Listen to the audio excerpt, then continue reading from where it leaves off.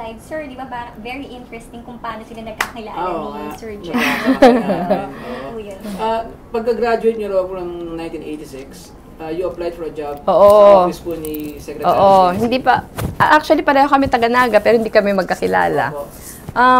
Nung nag-aaral ako ng economics sa UP, ako kasi yung panganay sa magkakapatid, yung tatay ko lawyer. So, parang pre-assume ng pamilya na ako yung magfa-follow ng footsteps ng tatay ko. Ang expectation nila, after I graduate, diretso akong law school. Pero dahil nag-graduate ako 1986, EDSA yun, yung years culminating to EDSA after Ninoy was assassinated, very active ako sa rallies, demonstrations within the campus. Nung finally, EDSA happened, nag-graduate ako, parang hindi ko ma-attempt na wala akong maibabahagi. So, nagpaalam ako sa tatay ko na kung pwede, payagan ako magtrabaho sa gobyerno just for a year. Ang nag-apply ako, meron isang government office na bago din yung head, hindi ko naman kilala, Bicol River Basin Development Program Office. It was in charge of Bicol Development. Nag-apply ako, yung nag-interview sa akin asawa ko. May recommendation letter para May recommendation letter yung governor namin kasi nabalitaan ko na pamangkin siya ng governor. Yung governor, kaibigan ng tatay ko. After martial law. So may presumption ako wrongly na SOP yung hihingi ka ng political. Oo. Nung nag-apply ako, dala ko yung recommendation letter, napagalitan ako ng asawa ko. Inisnab kayo? Hindi lang inisnab, pero parang na-reprimand. Sabi niya sa akin, bakit ka may ganito? Sabi niya, why do you need this for? Don't you know that this is a different time? Akala ko hindi ako matatanggap eh. Tapos yun, natanggap ako in less than a year, mag-asawa na kami. Ganon siya kabilis. Ang bilis ng courtship. Oo, halos nga walang courtship. Parang nung kakilala, asawahan na kaagad. Umpisa pala, nagsungit muna sa inyo. Oo, nagsungit muna. Actually, yung tatay ko ayaw pang pumayag na mag-asawa na ako.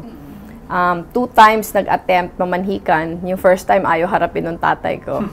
Yung second time, mga 3-4 months after, hinarap na. Pero nung hinarap ng tatay ko, parang sabi ng tatay ko, hindi pa pwede mag-asawa yung anak ko. Kasi mag-aabogado pa yan. Pero yung asawa ko mapilit. Nag-promise siya na kahit mag-asawa na kami, sisiguraduhin niya mag-aabogado ako.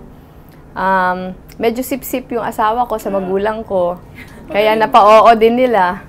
Nung umuo yung magulang ko, akala nila matagal pa yung kasal, pero 1 month na lang pala.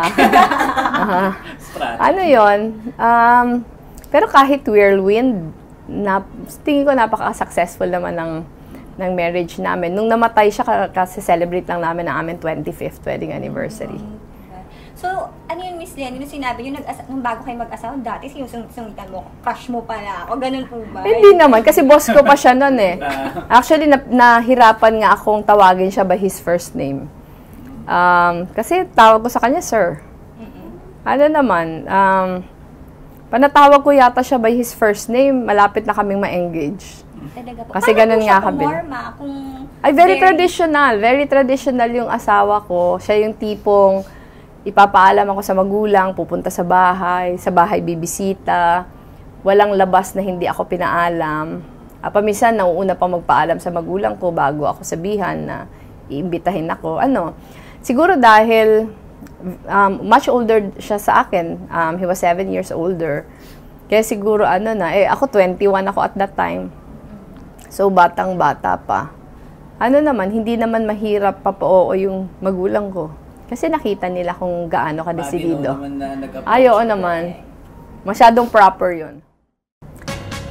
Ini-insist mo lang parate na, syempre, yung ibang tao, lalo na yung mga nagmamalasakit sa'yo, mas takot na sila for me, wag kang mag-isa, wag kang ganito. Kaya kailangan